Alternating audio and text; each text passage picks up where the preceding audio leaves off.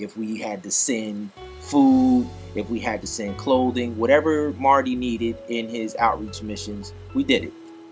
All right. So as my organization grew and as Marty grew, because Marty left NAPS and went to Zambia, Africa, and Malawi, Africa. And in Zambia and Malawi, he was over the hospital systems, and he was running the hospital systems in Zambia and in Malawi. Okay, so in that capacity, as an administrator over several hospitals in Zambia and in Malawi,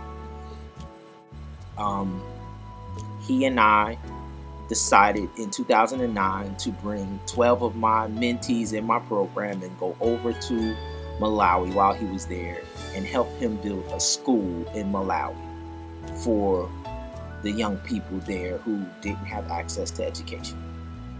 We have a mentoring program that's starting off right here in Orlando. We've been blessed. We've just been blessed because we're going to allow the Lord to use us, okay? And like I said, once again, we've been blessed to have a program. We want any young people between the ages of 11 and 19.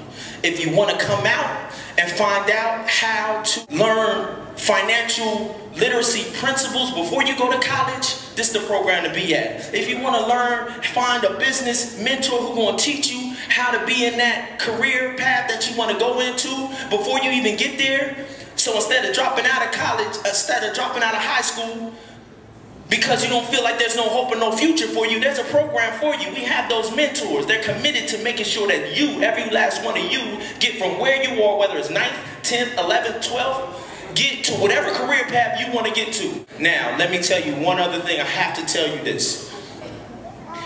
Break the Cycle would not be here without a gentleman by the name of Eric Thomas. Eric Thomas is an individual homeless on the streets of Detroit for 3 years, high school dropout. Somebody challenged him, like, if you smart enough to go get a GED and show up at my university, I'll match your effort and I'll make sure you get an education. He showed up with his GED at the door of the university. Right now, the man is a professor at Michigan State with his master's degree, going to get his PhD. When I tell you that the anointing of the Lord is on this man, the anointing of the Lord is on this man. He has inspired me to do what I'm doing in Break the Cycle. Okay? This man will be here tomorrow night. You cannot miss it. Turn E.T. loose and we're going to do Break the Cycle how we normally do. Eric Thomas, Pastor Eric Thomas.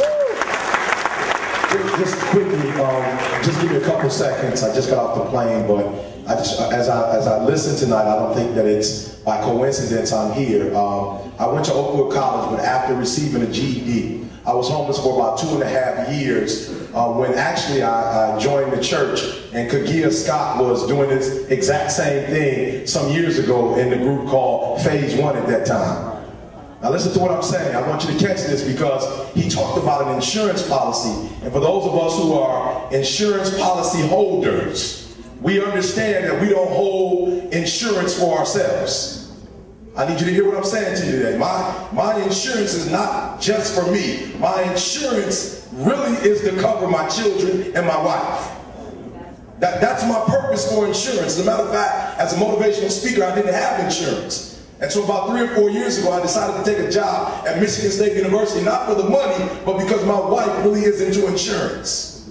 And so I took this job to make sure that my wife and my children felt comfortable. Listen to, we're talking about insurance, and insurance is not just for us. And so there are a group of people out there who don't know about Jesus Christ, who need to be insured. You listen to what I'm saying. They need to be insured, and they don't know how to get insured, but we know. And so as a high school dropout, someone who was homeless, when I saw Kagia Scott and Phase 1 do what they did, I wanted to go to Oakwood. First generation college student. Mom got pregnant when she was 17, so she couldn't go to college. I joined the church and went about 1.5 years later, went straight to Oakwood, and Oakwood has changed my life. Listen to me, I've been married almost 19 years. They don't do marriage in my family. They don't go to church on Easter or Christmas. They don't play. But one person was changed, and as he said, God has blessed me to change thousands because I was introduced to this faith. So 2009, we selected 12 people. We put the trip together, And in May of 2010, I have a stroke, a mild stroke. And in October of 2010, my mother also passed away. So 2010 derailed all of our plans.